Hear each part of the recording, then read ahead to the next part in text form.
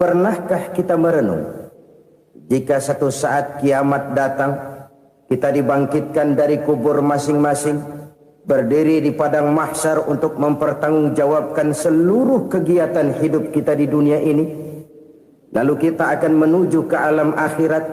Sudahkah kita mempunyai simpanan untuk akhirat kita? Pada pertemuan kali ini saya ingin menyampaikan sebuah hadis di mana Rasulullah sallallahu alaihi wasallam bersabda, "Arba'un min kanzil jannah." Simpanan sorga ada 4 macam. Yang pertama, ikhfa'us sadaqah, menyembunyikan sedekah. Saudara-saudara kaum muslimin, sebagaimana yang kita maklum bahwa Allah Subhanahu wa taala melebihkan sebagian rezeki dari kita terhadap yang lain. Ada yang kaya, ada yang setengah kaya, ada yang miskin, ada yang setengah miskin, dan selanjutnya. Ada yang gajinya kecil tapi penghasilannya gede. Ada yang penghasilannya gede tapi nggak punya gaji. Ada juga yang memang gajinya gede dan penghasilannya gede. Kelebihan rezeki merupakan sunnatullah dan tidak harus membuat kita merasa lebih dari yang lain. Bahkan sebaliknya, kelebihan itu harus membuat kita ringan tangan untuk menolong mereka yang memang memerlukan pertolongan. Kalau saudara diberikan ilmu, maka pertanyaan akhirat cuma satu: ilmumu kau amalkan untuk apa? Kalau saudara diberikan umur yang panjang, pengadilan akhirat juga bertanya satu: umurmu kau habiskan di mana? Tapi kalau saudara diberikan harta, pengadilan akhirat akan bertanya 2: hartamu kau dapat dari mana? Kau belanjakan kemana? Dari mananya ditanya dan kemananya juga ditanya. Oleh karena kita akan dimintakan pertanggungan jawab, maka amanah yang bernama harta ini harus kita gunakan dengan sebaik-baiknya. Ada penggunaan yang merupakan kewajiban, itu zakat namanya. Ada penggunaan yang sewaktu-waktu, itu infak namanya. Ada yang lebih sewaktu-waktu lagi, dan itu sedekah namanya. Zakat dia terikat oleh haul dan nisab, oleh putaran batas waktu dan ukuran dari harta itu sendiri. Sedangkan infak terikat oleh situasi dan kondisi perekonomian seseorang. Sedangkan sedekah tidak terikat dengan apapun. Dalam kondisi seperti apapun kita bisa melakukan sedekah dengan yang terkecil sekalipun. Sampai-sampai Rasulullah sallallahu alaihi wasallam mengajarkan, la tahqiranna minal ma'rufi syai'an walau an talqa akhaka biwajhin talik. Atau ada hadis, tabassumuka fi wajhi akhika laka shadaqah. Senyumanmu kepada temanmu adalah sedekah. Jadi untuk melakukan sedekah tidak harus dalam berbentuk uang. Dengan ilmu kita bisa sedekah, dengan tenaga kita bisa bersedekah, dengan pikiran kita bisa bersedekah, bahkan senyum kepada teman itu pun sedekah. Jadi kalau sedekah dengan uang memang belum punya uang, nyengir aja banyakin. Itu asal pada tempatnya, jangan lalu ketemu tiang listrik cengengesan. Tentu tidak pada tempatnya dan tidak wajar. Nah, sedekah yang paling dicintai Allah adalah sedekah yang disembunyikan. Artinya jauh dari sifat riya. Kan kadang-kadang ada orang sedekah itu disebutkan namanya. Apa tidak bagus? Kalau memang niatnya ikhlas, ya bagus-bagus saja. Untuk memberikan sugesti kepada yang lain.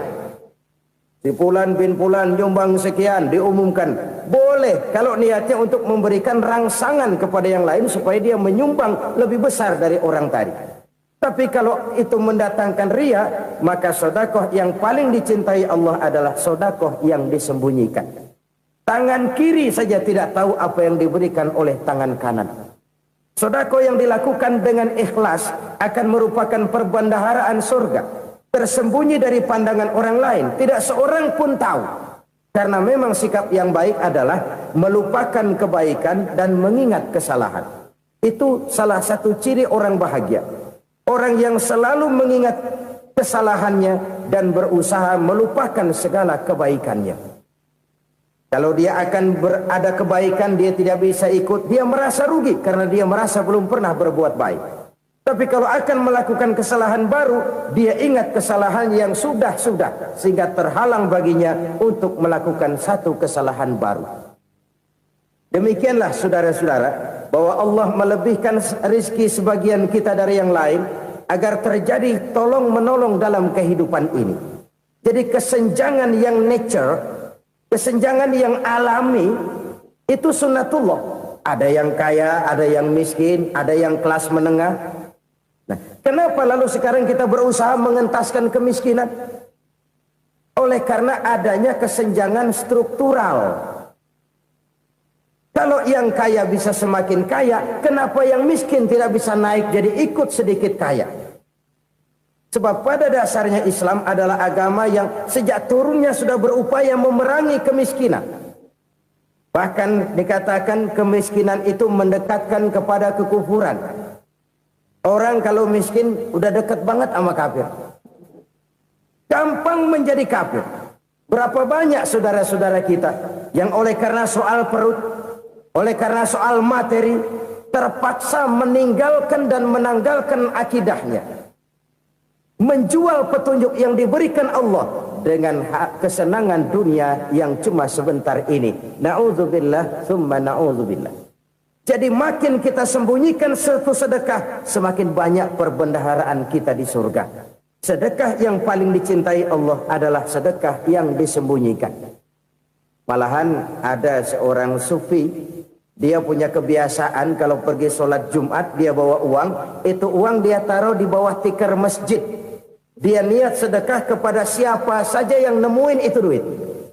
Maksudnya apa? Supaya yang nemuin nggak tahu siapa yang punya duit. Demikian dia saking ingin menyembunyikan sedekahnya. Karena sifat ria itu bisa memakan amal kita sendiri. Ria itu termasuk menyebut-nyebut kebaikan kita. Orang yang suka nepuk dada, sedikit-sedikit ngitungnya kalau nggak gua. Tuh kalau nggak gua tuh. Tuh yang belah situ, kalau nggak gua. Iya, kalau nggak lu kenapa emang? Orang yang suka menepuk jasa. Tuh, biasanya memang begitu saudara-saudara. Kalau perang lagi berkecamuk, orang nggak sempat ngaku jadi pahlawan. Tapi begitu perang selesai, yang kagak kenal bedil ngaku pahlawan, mas. Itu sesuatu yang biasa. Oleh karenanya, orang-orang yang ikhlas dalam bersodako, disembunyikannya sodako itu, Allah cinta betul.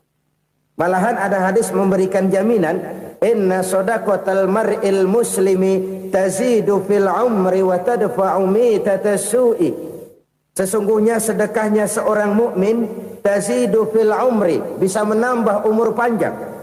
Wa tadfa'u mitatas su'i, dan menyelamatkan manusia dari mati secara su'ul khatimah.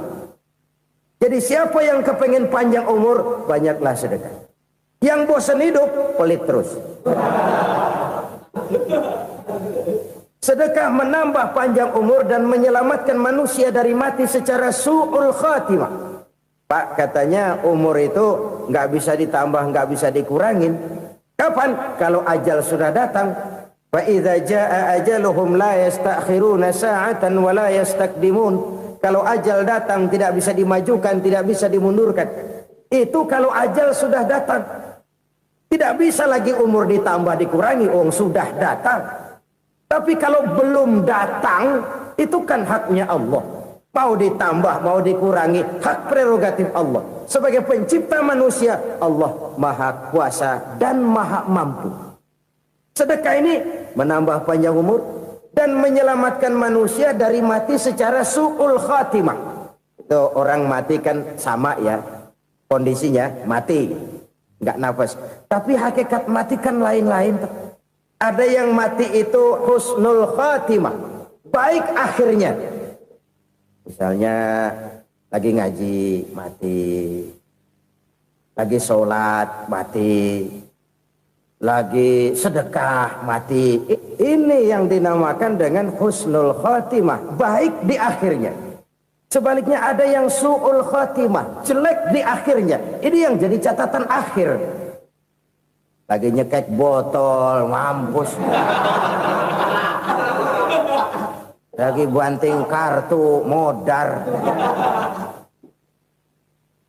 Su'ul khatimah, jelek pada akhirnya. Sedekah menyelamatkan manusia dari mati secara su'ul khatimah. Dan kita semua kepengen mendapat husnul khatimah, jauh dari su'ul khatimah.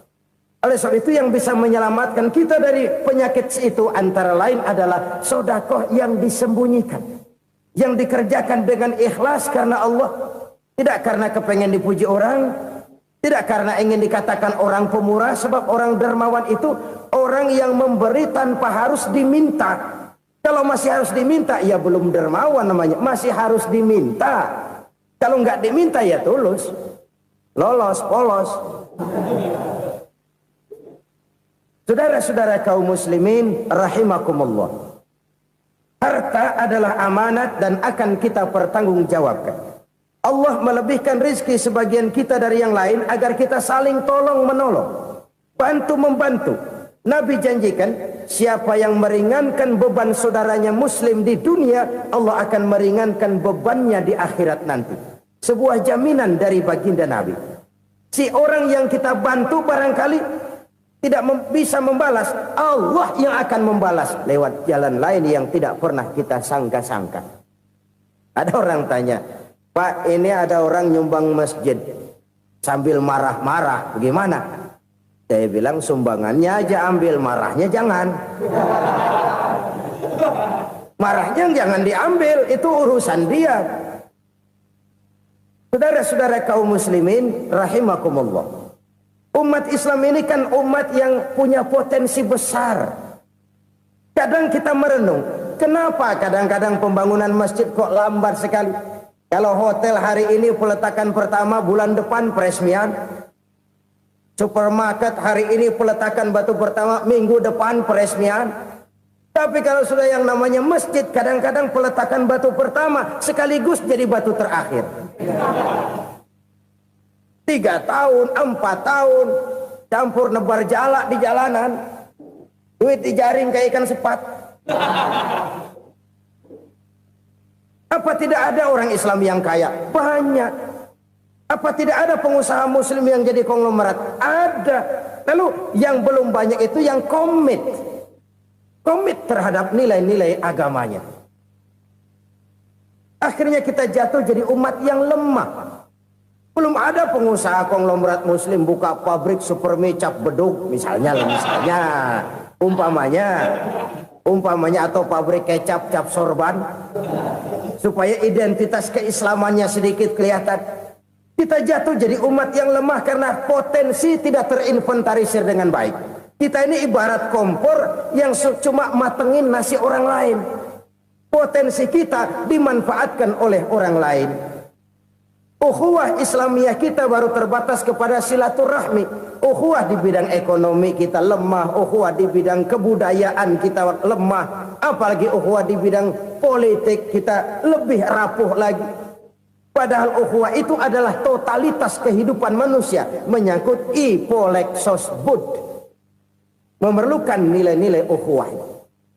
Jadi oleh karena itu mari kita menyadari, di dalam harta kita, walaupun kita yang cari, pergi pagi, pulang sore, peras keringat, banting tulang, di sana ada harta anak yatim, di sana ada hak masjid, di sana ada hak pesantren, di sana ada hak jihad. Berbahagialah seseorang apabila dia oleh Allah dijadikan keran. Keran itu menyimpan air, tapi tidak untuk dirinya, tapi disalurkannya kepada mereka yang memang memerlukannya. Saudara-saudara kaum muslimin rahimakumullah, ini yang pertama. Jadi perbendaharaan surga adalah menyembunyikan sedekah. Orang lain nggak tahu, kita pun nggak pernah ngitung-ngitung. Kita anggap lewat begitu saja, padahal itu deposit akhirat. Satu. Yang kedua, perbendaharaan surga itu apa? Wa kitmanul musibah, menyembunyikan kesulitan. Kadang orang takut menghadapi kesulitan. Tapi makin kita merenung, hidup ini kan sebenarnya urusan. Takut sama urusan ya jangan hidup. Tandanya orang hidup itu kalau punya urusan. Urusan melupakan problem. Problem sering menimbulkan kesulitan. Kesulitan bukan untuk ditakuti, tapi untuk diatasi dan dicarikan jalan keluarnya. Siapa sih orangnya yang nggak pernah sulit-sulit? Makin tinggi status sosialnya, makin gede urusannya. Makin tinggi kualitas imannya, makin berat tingkat kesulitannya. Cuma memang yang namanya enak itu seperti pelangi. Biang lala itu nggak pernah di atas kepala kita, di atas kepala orang melulu. Lo sih enak lo, kata kita. Dia juga bilang yang enak kan lo. Pelangi itu nggak pernah di atas kepala kita. Kata tukang beca, aduh enak ya naik Mercy. Kata tukang beca, apa yang di dalam mobil Mercy? Aduh enak bener tukang beca, di jok ngeringkuk ngorok pulas bener. Saya kamar pakai AC sejuk, tempat tidur sutra empuk, alga spring bed, kulak kulik nggak bisa pulas kalau belum minum Valium, belum tidur. Enak bener tukang beca, di jok ngorok nggak tahu wetan kulon. Si tukang beca bilang yang di Mercy enak, yang di Mercy bilang tukang beca enak. Inilah enak, nggak pernah di atas kepala kita, di atas kepala orang lain melulu enak itu. Nah saudara-saudara, yang merupakan perbendaharaan surga itu orang yang bisa menyembunyikan kesulitan, baik pribadi ataupun rumah tangga. Nih terutama rumah tangga yang jadi soalnya. Kadang-kadang kita ini kalau senang, sebaliknya kalau senang kita diam, kalem aja, cuek. Banyak banget duit kita bawaan, diam aja udah. Malah ketemu orang takut. Tapi begitu susah, sekampung tahu. Padahal Nabi mengajarkan perbendaharaan surga itu menyembunyikan musibah, menyembunyikan kesulitan. Kalau enak, cerita sama orang-orang. Kalau nggak enak, rasain sendiri, tekan sendiri, atasin sendiri. Kita kan sebaliknya. Senang kita diam, asal lagi susah, paling tidak kita nyari teman buat cerita kesusahan. Siapa orangnya yang nggak pernah susah? Cuma soalnya bagaimana kita mengatasi kesusahan itu sendiri.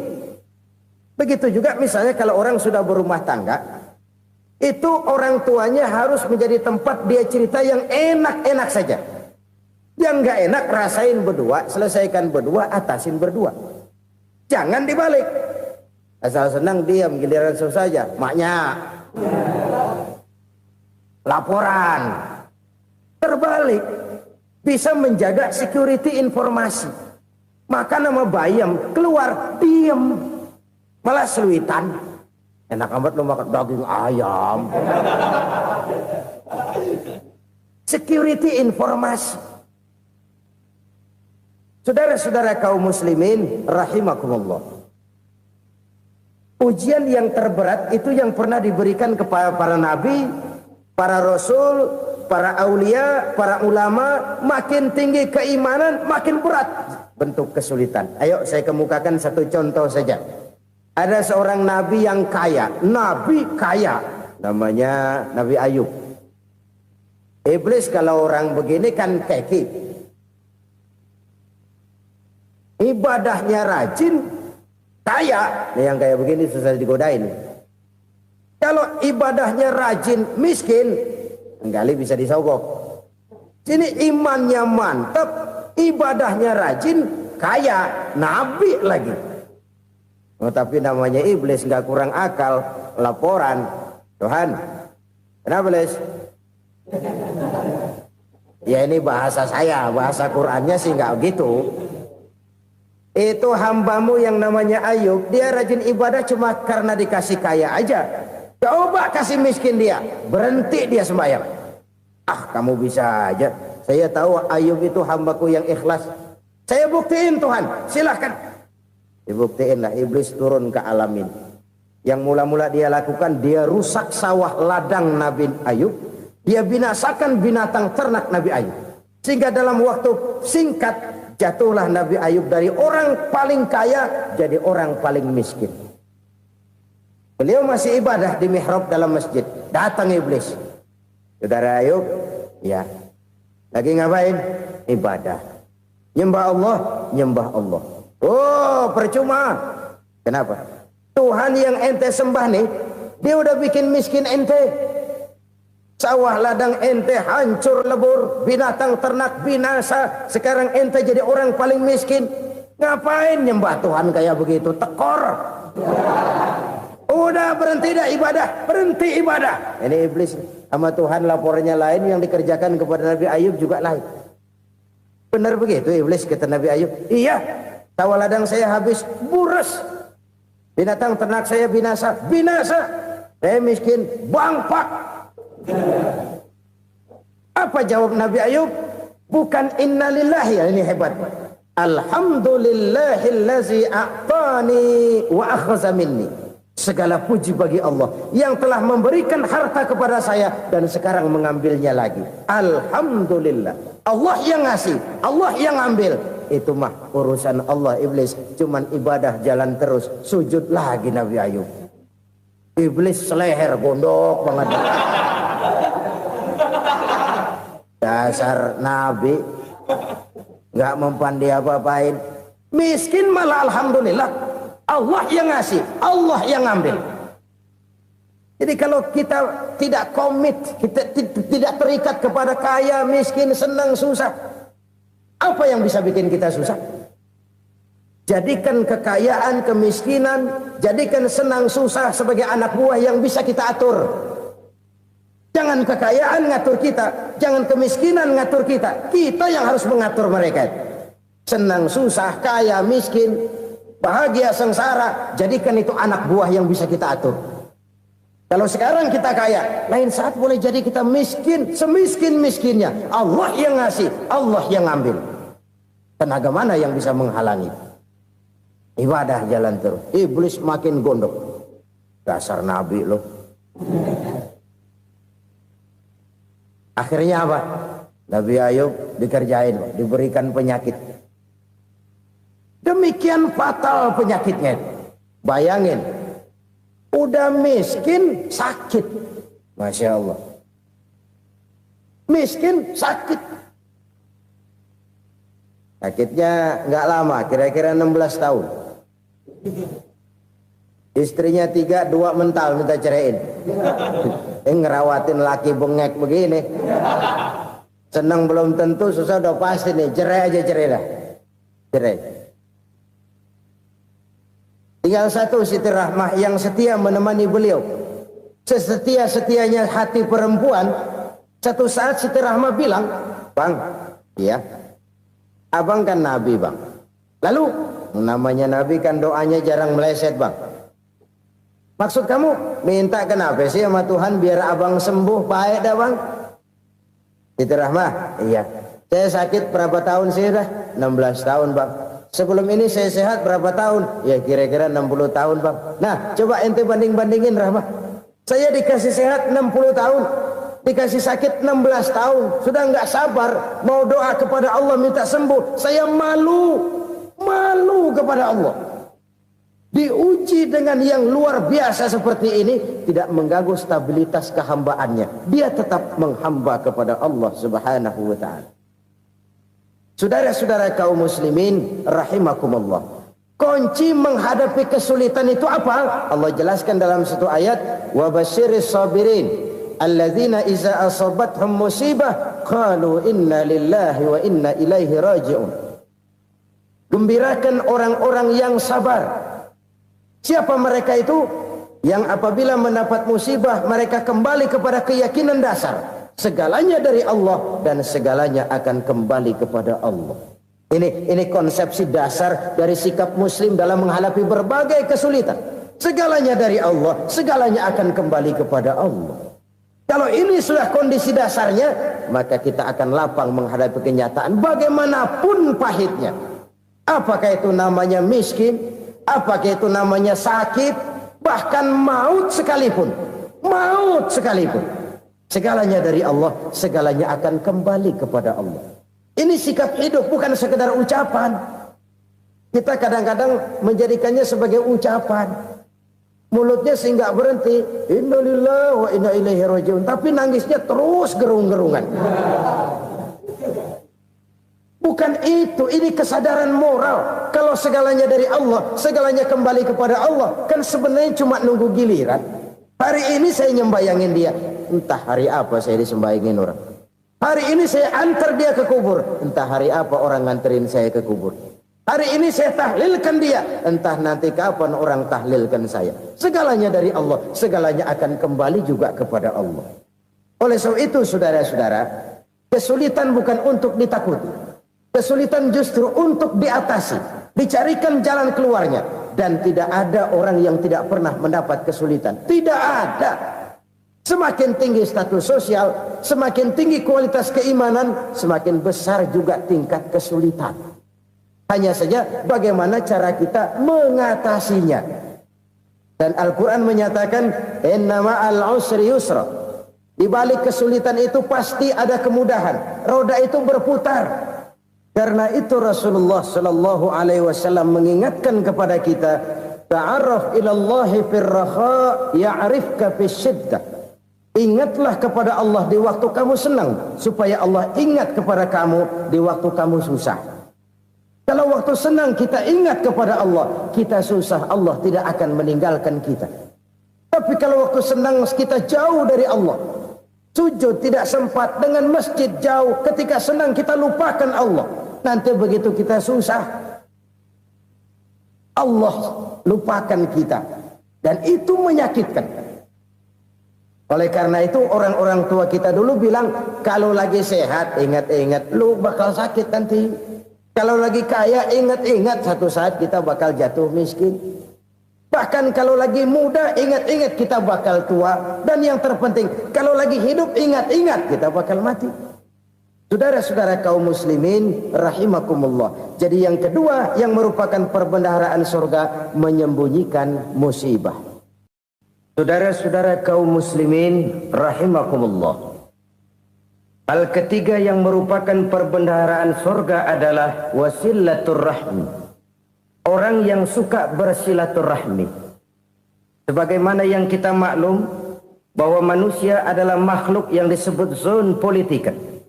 Makhluk sosial yang tidak mungkin hidup sendiri-sendiri.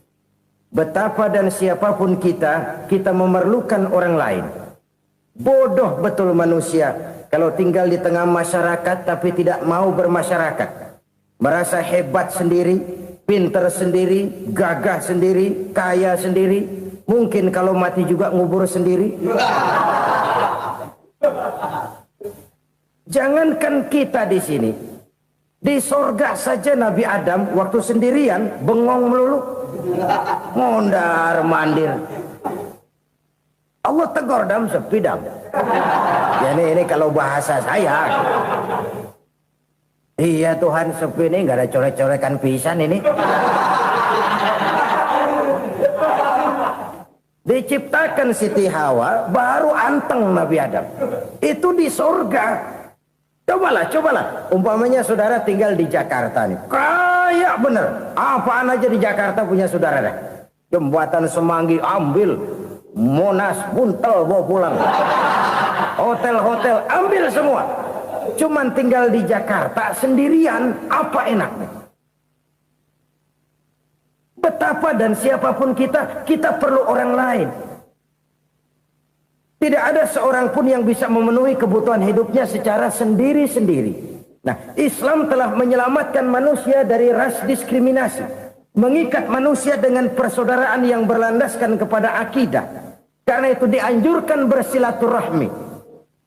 Bahkan Nabi menyatakan, Man arada ayyubsata lahu fi rizkihi wa yunsa'a fi atharihi falyasil rahimah.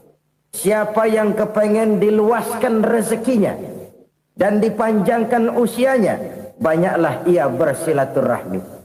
Siapa yang kepengen dimudahkan rezekinya, hendaknya ia banyak bersilaturahmi. Kalau banyak teman, kesulitan kan paling tidak ada tempat cerita. Udah susah, sendirian kita pikirin diri, nggak ada tempat tukar pikiran. Cepet banget sama bengek. Dilawan sendiri. Nah, secara makro kita bisa berkata, tidak mungkin ada kemenangan kalau tidak ada kekuatan. Tidak ada kekuatan kalau tidak ada kesatuan dan persatuan. Tidak mungkin ada kesatuan dan persatuan tanpa semangat silaturahmi. Kalau umat Islam mau menang, dia harus kuat. Kalau umat Islam mau kuat, dia harus bersatu. Kalau umat Islam mau bersatu, dia harus membudayakan silaturahmi ini. Bahkan sampai-sampai kata Nabi, kalau bisa cari nilai tambah. Apa? Silman qata'ak. Bersilaturahmilah kau kepada orang yang marah denganmu. Masya Allah, indahnya ajaran agama kita. Orang yang marah pun kepada kita, kata Nabi, kalau bisa bersilaturahmilah kepadanya, kepada orang yang marah itu. Di situ nilai tambah. Cuman jujur nih hadis, ngucapinnya gampang, ngamalinnya yang berat banget. Orang marah sama kita, kita disuruh silaturahmi. Ada apa malu? Lu marah, ada gue marahan lagi. Tunggu pikirin. Saudara-saudara kaum muslimin rahimakumullah. Tapi ini yang diajarkan, bahkan ini yang dicontohkan oleh baginda Rasul.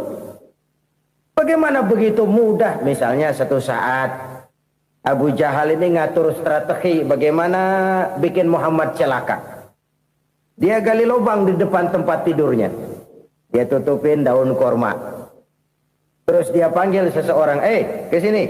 Kasih tahu Muhammad, pamannya sakit keras, minta ditengokin. Berangkat orang ini ke sana. Muhammad, labbaik. Pamanmu sakit keras, dia minta ditengokin. Baik, saya akan datang menjenguk beliau. Berangkatlah Nabi ke rumah Abu Jahal tanpa prasangka apapun. Abu Jahal udah pasang setil, selimut 3 rangkap setengah dipakai, persis kayak orang meriang. Tapi sembari ngintip dari balik selimut, begitu Muhammad buka pintu, nah masuk perangkap nih. Muhammad jalan menuju tempat pembaringan. Makin lama makin dekat, makin lama makin dekat, makin dekat ke lubang yang dipasang oleh Abu Jahal itu. Dalam hati Abu Jahal, terus dah jatuh, mampus dah lo ini. Mampus lo hari ini nih. Apa yang terjadi? Malaikat Jibril datang. Muhammad, pamanmu cuma pura-pura sakit. Di depan tempat tidurnya ada lubang perangkap supaya kamu jatuh ke situ. Sudah, kamu pulang. Balik kanan Nabi. Sudah hampir jatuh ke lubang, balik kanan, pulang. Bayangin kecewanya Abu Jahal. Muhammad dikit lagi, Muhammad dikit lagi. Enggak paman, saya pulang aja. Emosi bangun dari tempat tidur, enggak sadar kalau lagi pura-pura sakit. Lompat ngejar Nabi, dia lupa dengan lubang yang dia gali. Serak, nyemplung sendiri ke dalam lubang.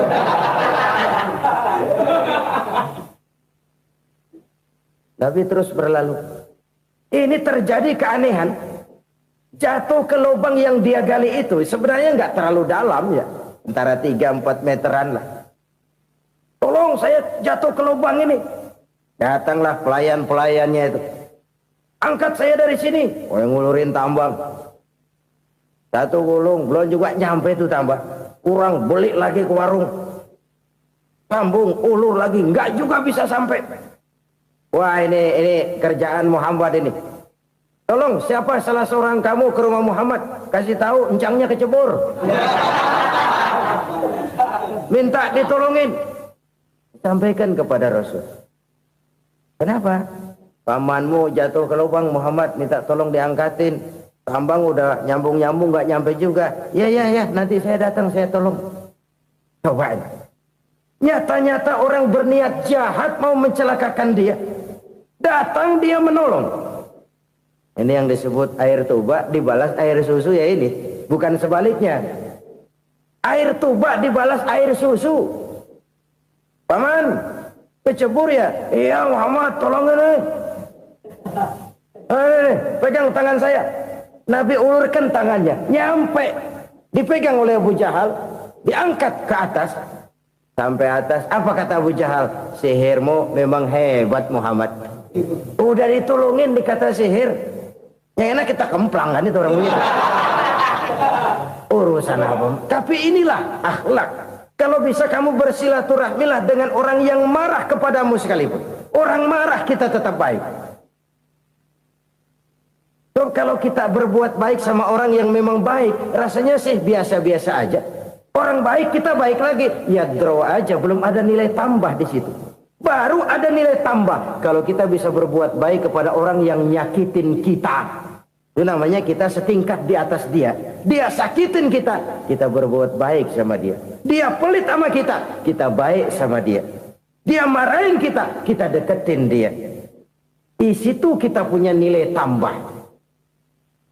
Jadi siapa yang ingin diluaskan rezekinya, kata Nabi, dan dipanjangkan umurnya, hendaklah ia banyak-banyak bersilaturahmi.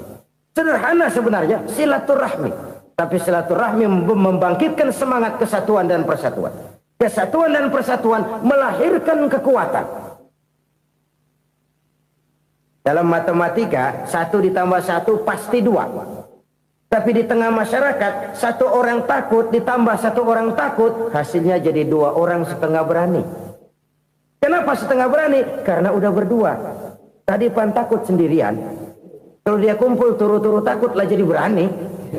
Kita yang lemah, kita yang tidak berdaya, kita yang miskin, kalau mau kompak bersatu, apa yang nggak bisa kita kerjain? Apalagi tinggal di kota besar, pilihan cuma 2, bertahan atau minggir. Bertahan atau minggir. Untuk bisa bertahan harus mampu bersaing. Untuk mampu bersaing harus punya keahlian. Keahlian harus ditunjang dengan pendidikan, ditambah oleh kekompakan sebagai umat. Udah miskin mencar mulu, orang injak kita. Orang nggak pandang urusan apa malu. Oleh karena itu silaturahmi pada hakikatnya merupakan roh dari ukhuwah yang diajarkan oleh agama kita. Bagaimana Islam menyelamatkan masyarakat manusia dari ras diskriminasi, mengikat manusia, dan tidak ada persaudaraan yang lebih indah selain persaudaraan yang diikat dengan nilai-nilai akidah. Sepanjang orang di jalan Allah, itulah saudara kita. Keluar dia dari jalan Allah, selesailah persaudaraan sampai di situ. Karena itu, kalau ingin menyimpan sesuatu di surga, banyaklah bersilaturahmi. Datang ke rumah ini, datang ke rumah itu, dan lain sebagainya. Itu simpanan kita di akhirat nanti. Ini yang ketiga.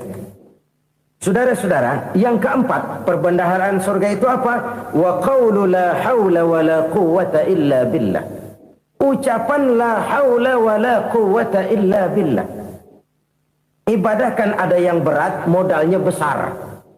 Bangun masjid berat, modalnya besar. Bangun rumah sakit berat, modalnya besar. Ada ibadah yang berat tapi modalnya ringan. Misalnya puasa. Puasa itu berat, mengendalikan nafsu. Kalau sekedar nggak makan nggak minum sih enteng, mengendalikan nafsu itu jihad terbesar. Tapi kan modalnya ringan, cuma niat saja. Ini ibadah berat, modalnya ringan.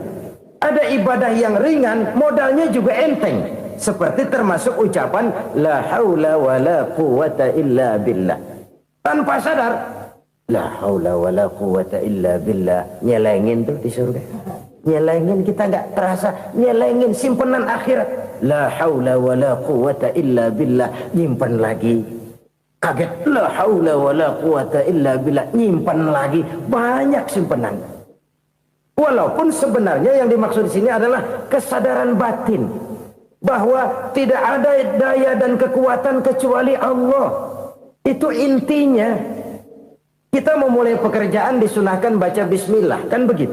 Apa itu? Kesadaran moral bahwa ini saya bisa kerjakan. Saya kerjakan ini dengan menyebut nama Allah. Kenapa? Kalau Allah tidak memberikan daya dan kekuatan, mana mampu saya kerjakan ini.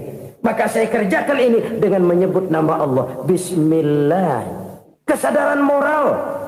Manusia hanya wajib berusaha, tapi nggak pernah wajib berhasil. Banyak hal-hal yang kalau kita renungkan secara rasio nggak mungkin, tapi jadi kenyataan. La haula wa la quwwata illa billah. Tidak ada daya dan kekuatan kecuali bagi Allah semata-mata. Kesadaran moral akan kelemahan dan keterbatasan makhluk bernama manusia. Kadang kita kagum dengan otak, tapi kita sering lupa sama yang bikin otak. Padahal bagaimanapun hebatnya otak, yang bikin otak pasti lebih hebat dari otak. Nggak percaya, silahkan otak-otakan. Inilah kecenderungan. Kita kagum dengan pesawat-pesawat mutakhir, bukan main, besi gede banget terbang itu. Alangkah hebatnya. Lalu apa yang bikin otak tidak lebih hebat dari itu semua? Kita puji laut. Apa yang bikin laut tidak lebih hebat dari laut itu? La haula wa la quwata illa billah. Tidak ada daya dan kekuatan kecuali Allah. Apa yang bisa kita lakukan kalau tidak karena daya dan kemampuan yang diberikan oleh Allah kepada kita? Lahirlah sikap tawadu, rendah hati, tidak melonjak menjadi angkuh dan sombong, sadar akan kelemahan dan keterbatasan diri sebagai makhluk yang diciptakan oleh Allah Subhanahu wa taala. Jadi satu sisi ini ucapan yang berpahala, la haula, jadi wiridan. Pada sisi lain ini kesadaran moral, sikap mental, kesadaran batin bahwa yang punya daya dan kekuatan itu cuma Allah. Kita nggak pantas untuk sombong, sebab sombong itu pakaiannya Allah. Kita nggak sedang pakai pakaian Allah, kegedean. Dan makin kita renungi, makin terbentur. Apa sih yang bisa kita sombongin? Kita mau sombong apa? Kaya, pintar, itu kan semua relatif. Di atas langit masih ada langit lagi. Jadi oleh karenanya, marilah kita menyadari, manusia hanya wajib berusaha, tapi tidak pernah wajib berhasil. Yang berusaha saja tidak wajib berhasil, apalagi yang tidak berusaha. Islam bukan agama orang pemalas yang selesai sholat lalu ngelohom, nggelenggem ayem-ayem. Tapi Islam bukan agama orang sombong yang setelah berusaha lalu tidak memerlukan Allah. Kita bisa saja bikin proyeksi, tahun sekian kita bakal panen besar menurut perhitungan otak. Tapi ada kejadian lain. Apa? Tikus ngambek. Habis itu dimakanin tikus, panen gagal. Proyeksi rasional gagal oleh tikus-tikus yang ngambek itu. Bisa saja terjadi. Tahun depan kita panen besar, urung. Kenapa? Musim panas panjang.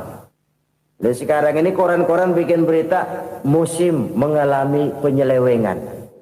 Bukan cuma manusia yang nyeleweng sekarang. Musim pakai nyeleweng. Mestinya kan musim hujan udah selesai, masih hujan-hujan juga. Musim. Nah sekarang kita boleh bikin proyeksi, kita bakal panen besar. Tahu-tahu musim panas panjang, sawah retak, air kering. Cari teknokrat yang paling botak, suruh pendekin tuh musim panas. La haula wa la quwata illa billah.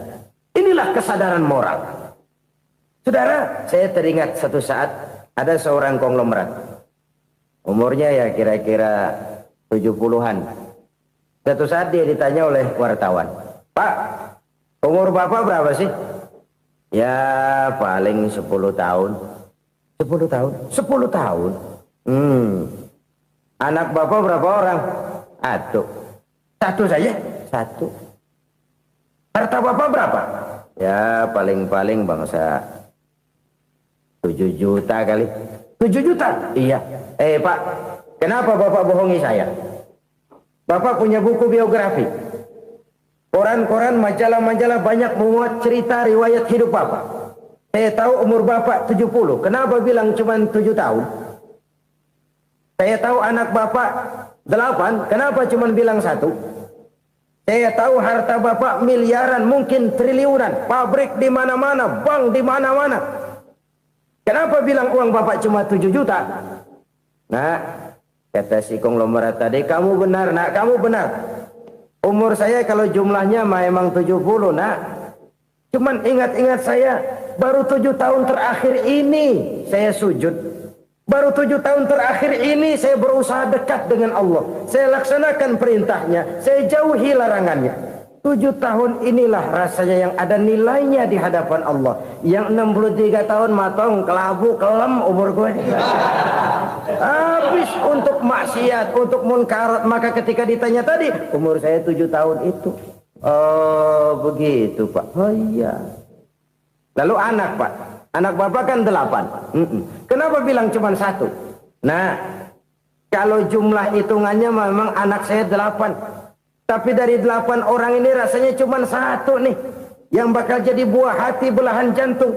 Pelanjut cerita, penerus sejarah. Bakal jadi anak soleh yang akan mendoakan saya. Cuman 1 rasanya anak saya ini yang bakal jadi buah hati saya. Besar-besaran saya. Yang akan mendoakan di kubur saya. Yang akan mendoakan di akhirat saya. Yang 7 orang mana? Masya Allah. Yang 1 tenggeng. Yang 1 nyekek botol ngolo. Yang 1 nggak karu-karuan. Makanya saya bilang 1 anak saya yang akan bisa mendoakan saya. Oh begitu Pak. Iya. Nah harta Pak. Harta Bapak kan triliunan. Pabrik Bapak di mana-mana. Uang Bapak hampir di tiap bank-bank besar. Kenapa bilang cuma 7 juta? Betul kau nak. Harta saya kalau jumlahnya memang miliaran, triliunan mungkin. Tapi yang saya ingat baru 7 juta tuh yang saya belanjakan di jalan Allah. Saya nyumbang masjid. Saya santuni yatim piatu. Saya bantu pembangunan pesantren. Saya bantu pembangunan rumah sakit Islam. Itu yang akan saya bawa pulang ke akhirat, yang 7 juta itu. Yang triliunan itu nanti akan diperebutkan oleh anak-anak saya sebagai waris saya. Jadi harta saya 7 juta itu yang bakal nemenin saya di akhirat. Yang akan saya bawa pulang jadi teman saya. Saudara-saudara kaum muslimin, jangan-jangan orang tua itu adalah kita-kita ini. Jangan-jangan kita-kita ini adalah orang tua itu.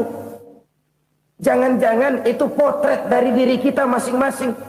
Dari sekian umur yang diberikan Allah, berapa tahun yang ada nilainya di hadapan Allah.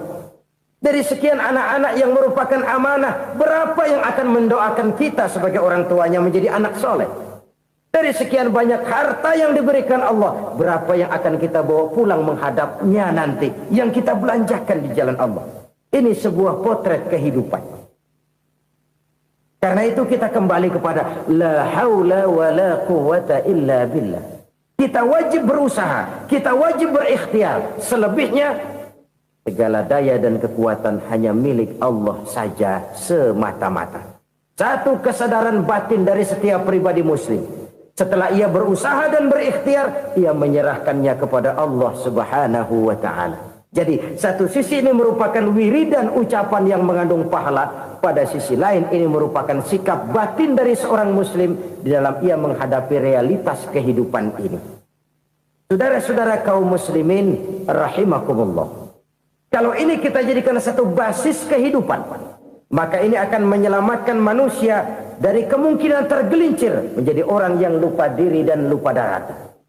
Sebab itu Imamul Ghazali berpesan, jadidis safinah fa innal bahra amiq.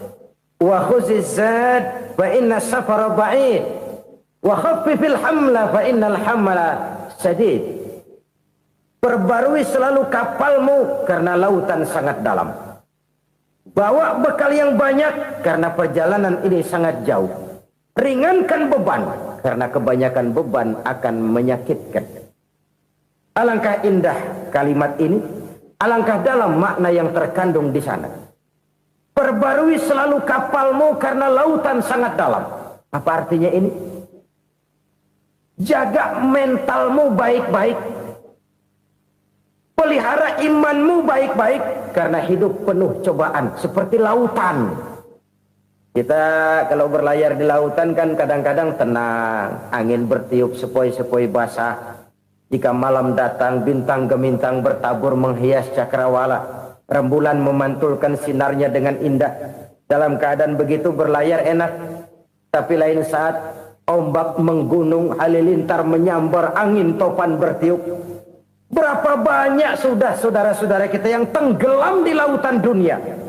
Tanpa sadar bahwa dia belum sampai kepada pantai yang akan dituju. Berapa banyak sudah saudara-saudara kita yang tenggelam di lautan dunia ini tanpa sempat bangkit lagi. Dia menyangka sudah sampai kepada tujuannya. Hati-hati kapal jangan sampai bocor karena lautan sangat dalam. Iman ini jaga baik-baik karena hidup penuh dengan ujian. Wa khuziz zad fa inna safara ba'id. bawa bekal yang banyak karena perjalanan sangat jauh. Saudara mau ke Bandung, bawa duit. Saudara mau ke Surabaya, banyakan lagi duitnya. Saudara mau ke Mekah, gepokan, iketan tuh duit, nggak lembaran lagi.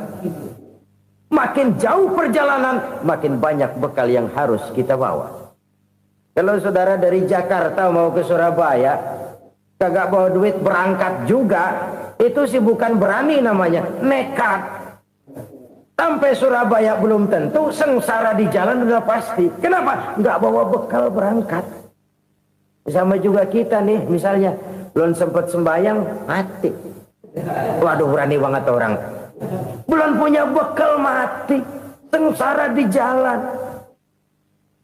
Atau bekal tidak cukup. Dari Jakarta saudara mau ke Surabaya, bawa duit 500 perak. Paling jauh Cikampek nyampenya itu. Paling jauh itu. Antara jauhnya perjalanan dengan bekal yang saudara bawa tidak seimbang. Hidup ini perjalanan panjang. A walking tour. Dimulai dari alam arwah. Sebelum jasad diciptakan, roh diciptakan lebih dulu. Dari situ pindah ke alam rahim. Dari alam rahim pindah ke alam dunia. Dari alam dunia pindah ke alam barzah. Baru menuju akhirat. Satu perjalanan panjang. Kalau bekal tidak bawa, sengsara di jalan. Bawa bekal yang banyak karena perjalanan ini sangat jauh. Wa khaffifil hamla, ringankan beban karena beban itu cuma akan menyulitkan. Kalau bekal itu sih keperluan, tapi beban nggak kita perluin, coba ngeberat-beratin. Apa ini beban? Dosa.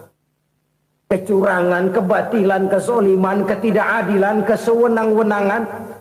Itu akan jadi beban kita di akhirat.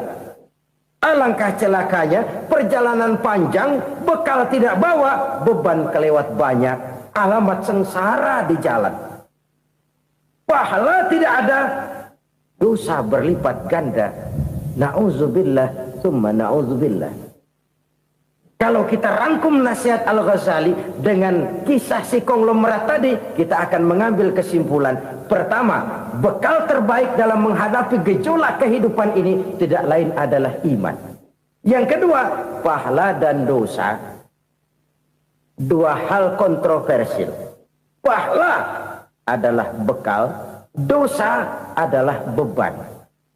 Tapi kita sekarang kan tidak begitu terangsang kepada yang abstrak. Orang berlomba mencari yang konkret-konkret saja. Yang real. Kalau memang dosa, benjol dong. Kira-kira begitu. Kira-kira begitu. Persis orang Yahudi dulu. Orang Yahudi itu kan pernah minta kepada Nabi Musa. Ya Musa, lan nu'mina laka hatta narallaha jahrah. Musa, kami nggak bakal mau beriman kepada Allah kalau belum kami lihat Allah ada nongkrong di depan kami. Kalau memang Tuhan ada, taruh dong di depan kami. Mau yang konkret-konkret saja. Kalau memang dosa, benjol dong. Kalau memang pahala, berasa dong. Orang terangsang kepada yang real, yang konkret-konkret saja. Karena itu, untuk mengejar dosa, orang mau bayar. Tapi untuk mengejar pahala, walaupun tidak bayar, orang segan.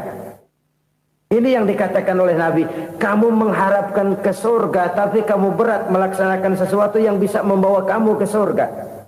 Kamu ingin jauh dari neraka, tapi tiap saat kamu lakukan perbuatan-perbuatan yang justru menjerumuskan kamu ke neraka. Idda'aitum an-najata minan nar wa ramaitum fiha anfusakum. Kamu ingin selamat dari neraka, tapi kamu lemparkan diri kamu ke neraka. Kamu ingin masuk surga, tapi berat sekali kamu melakukan perbuatan-perbuatan yang bisa menyampaikan kamu di surga. Saudara-saudara kaum muslimin, rahimakumullah. Jadi hal keempat yang merupakan perbendaharaan surga adalah la haula wa la quwwata illa billah. Satu sisi ini merupakan ucapan yang memperberat timbangan akhirat. Pada sisi lain ini merupakan sikap hidup seorang muslim. Kesadaran batin yang sangat dalam bahwa tidak ada daya dan kekuatan kecuali Allah. Dan itu kita simbolkan pada saat memulai pekerjaan dengan Bismillah. dengan menyebut nama Allah. Satu kesadaran moral, saya hanya bisa melakukan ini karena diberikan daya dan kekuatan oleh Allah. Lahirlah sikap tawadu, rendah hati, tidak melonjak menjadi angkuh dan sombong. Saudara-saudara, sampai sini dulu jumpa kita kali ini. Semoga 4 perbendaharaan surga ini dapat kita lakukan, yang kelak akan merupakan bekal kita di kemudian hari nanti. Amin ya rabbal alamin. Terima kasih atas segala perhatian, mohon maaf atas segala kekurangan. Usikum wa iyaya bitaqwallah. Wassalamu alaikum warahmatullahi wabarakatuh. Waalaikumsalam warahmatullahi